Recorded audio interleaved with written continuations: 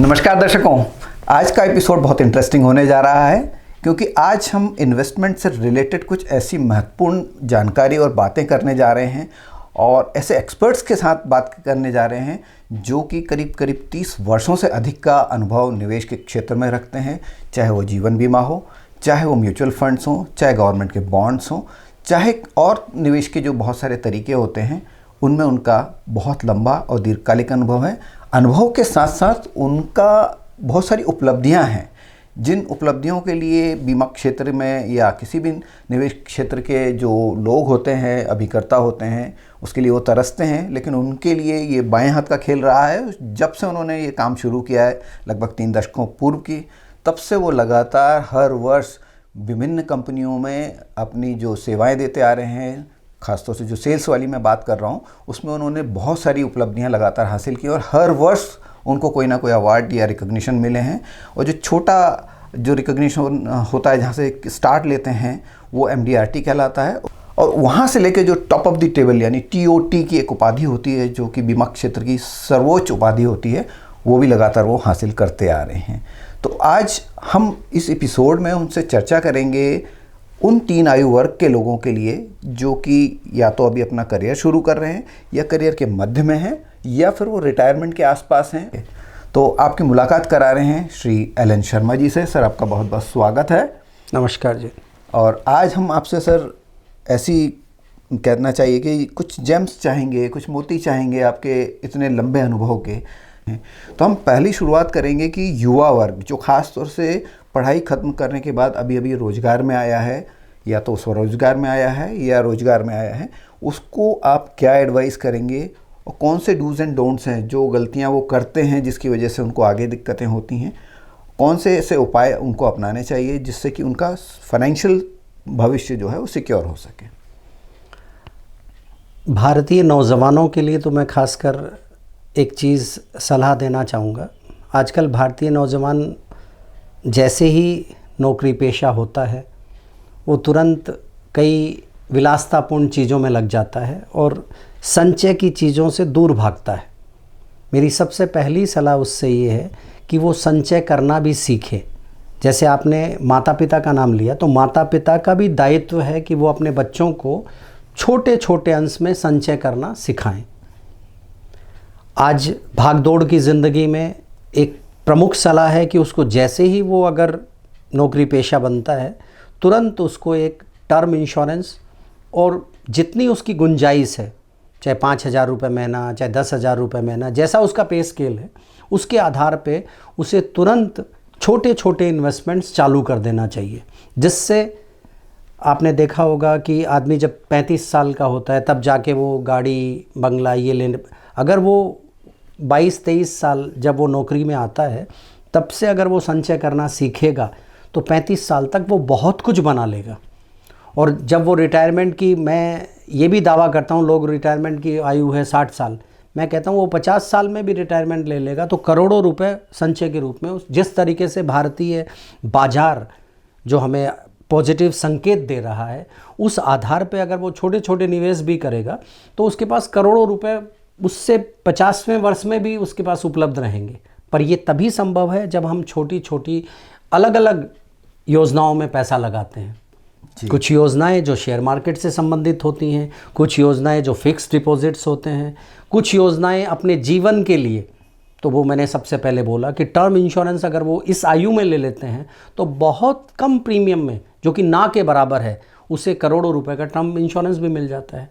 तो उसके लिए सबसे पहली सलाह है टर्म इंश्योरेंस और छोटी बचत उनको चालू रखना चाहिए। जी, तो जैसा कि अक्सर ये देखा जाता है कि आपने बताया भी कि युवा वर्ग जब नौकरी पेशा में आता है, जब उसके हाथ में पहला पैसा आता है तो वो विलासिता की चीज़ों में चला जाता है। और ख़ास तौर से बेस्ट मोबाइल ले लूँ, बेस्ट कार ले लूँ, बेस्ट बाइक ले लूँ, बेस्ट दूसरे गैजेट्स ले लूँ, तो इनको अगर देखा जाए तो इसको आप किस तरह से मतलब उनके शौक़ भी पूरे हो सकें और आप बचत भी कर सकें। तो ऐसा कुछ बीच का मार्ग बताइए, क्योंकि उसको वो रोक नहीं सकते और बचत करना भी उतना ही वो शौक भी एक नशा है और बचत करना भी जब वो शुरू करेगा वो भी एक नशा हो जाएगा। नशे में जब वो चाहे वो वीकेंड के दिन हो, चाहे नए मोबाइल खरीदने का नशा हो, चाहे पब्स में जाने का नशा हो जो आजकल के नौजवानों को है, अगर वो साथ में बचत भी करेगा तो इसका भी एक अलग नशा है। जब वो उसमें पैसा, मान लीजिए वो छोटी छोटी SIPs करता है या छोटे छोटे इन्वेस्टमेंट करता है, जब उसमें वो ग्रोथ देखेगा तो उसको और उस नशे में डूबेगा कि नहीं मुझे संचय करना चाहिए। उस पैसे बचत से वो कुछ भी इंजॉय कर सकता है, उसी से वो बड़े बड़े गजेट्स भी ले सकता है।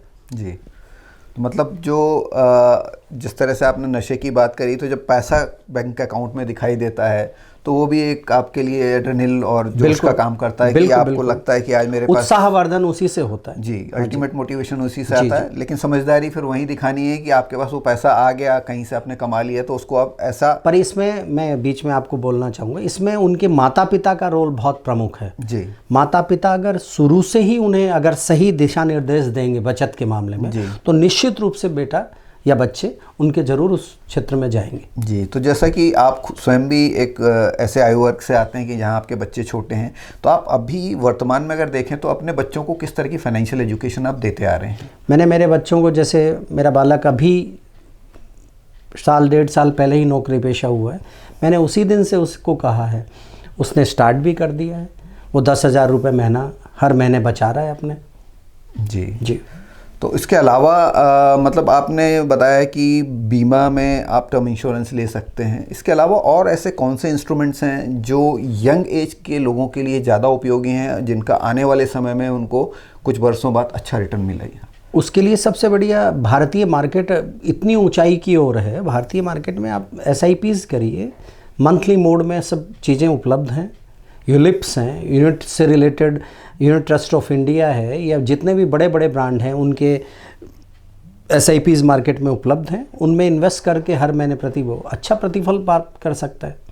उसमें कई टैक्स फ्री रिटर्न्स वाली योजनाएं भी हैं, कई टैक्सेबल योजनाएं भी हैं। जी हाँ। तो सर, अब युवा वर्ग से हम आगे बढ़ते हैं। मध्यम आयु वर्ग के लोग जो करीब 40 से 45 वर्ष की उम्र के आसपास पहुंच गए हैं और उन्होंने अभी तक अपना कुछ सिस्टमेटिक प्लान से इन्वेस्टमेंट शुरू नहीं किया है, तो क्या ऐसे लोगों के लिए बहुत देर हो चुकी होती है, या इस उम्र में भी कोई ऑप्शंस हैं?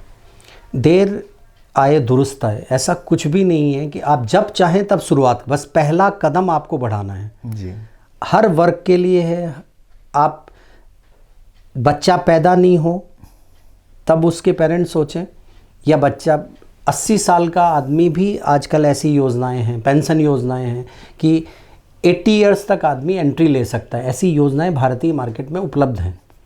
जी, तो ऐसे उम्र के लोगों के लिए ऐसे कौन से प्लान्स हैं जिनमें कम रिस्क हो और रिटर्न अच्छे मिल सकें? क्योंकि एक उम्र ऐसी हो जाती है जब 40 से 45, तब रिस्क लेने की कैपेबिलिटी लोगों की कम होने लगती है। उस स्थिति में आदमी को 50-50% अपना वो करना चाहिए कि 50% पैसा वो जो मार्केट्स, देखिए अगर हमें प्रॉफिट कमाना है तो ये बेबाक राय है मेरी, आपको शेयर मार्केट प्रोडक्ट या शेयर मार्केट से संबंधित चीज़ों के अंदर जाना ही पड़ेगा। लेकिन उनके लिए लर्निंग होनी चाहिए। लर्निंग होनी चाहिए उसके लिए। मतलब किसी की सलाह से आप चले गए, उसके लिए आपको उचित सलाहकार की ज़रूरत है। जी, आज मार्केट में बहुत से सलाहकार हैं, परंतु सही सलाह कौन देगा ये उसको निर्धारित करना है, जिसमें शेयर मार्केट से संबंधित और फिक्स डिपॉजिट्स हैं, या ऐसी योजनाएं भी हैं जो हमें एक अच्छी रिस्क भी नहीं है और वो भी नहीं है, दोनों का बीच का पोर्टफोलियो बनाकर आप आगे बढ़ सकते हो।